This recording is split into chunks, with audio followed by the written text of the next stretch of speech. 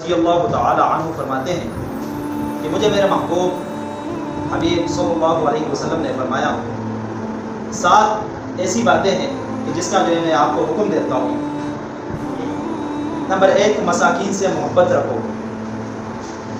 اور ان سے قریب رہو،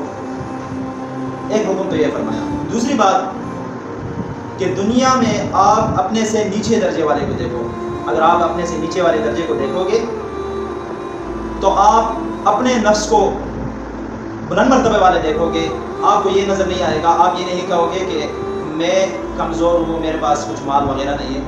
تو اس بنا پر آپ اپنے آپ کو حقیر نہیں سمجھو گے۔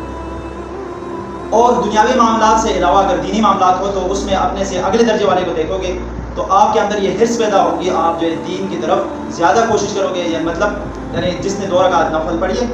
آپ کوشش کریں کہ اس سے زیادہ یعنی 4 رکعت نوافل پڑھ لیں۔ اسی طرح تیسرا حکم فرمایا کہ اپنے رشتہ داروں کے ساتھ صلہ رحمی کرو، اور اسی طرح چوتھا حکم مجھے فرمایا کہ کسی سے کوئی چیز نہ مانگو، کیونکہ ایک دوسرے روایت میں آتا ہے جو شخص دوسرے سے کوئی چیز مانگتا ہے، سوال کا دروازہ کھول لیتا ہے تو اللہ تعالیٰ اس کے اوپر دولت کا جو فراوانی جو ہے وہ کم کر لیتا ہے۔ وہ تو جمع کرنے کے لیے مال کے لیے یہ سوال کرتا ہے، لیکن اس کا یہ مال وغیرہ یہ بظاہر ہے اس کو اسی طرح لگتا ہے، لیکن یہ زیادہ نہیں ہوتا بلکہ اللہ تعالیٰ کم فرما دیتے ہیں۔ اور حق بات کہنے سے جو ہے کبھی جو ہے پیچھے نہیں ہٹنا، اگرچہ وہ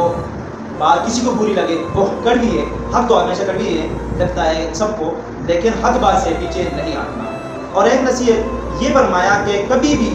دین کے معاملے میں جب دین بیان کرتے ہو تو کسی ملامت کرنے والے کے ملامت سے مت ڈرنا، حق کی بات اور دین کی جو بات ہوتی ہے وہ بالکل حق اور واضح بیان کرنا چاہیے۔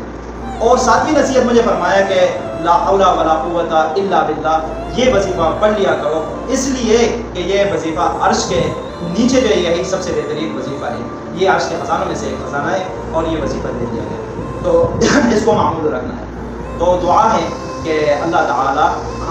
ہم سب کو یہ تمام نصیحت پر عمل کرنے کی توفیق عطا فرمائے۔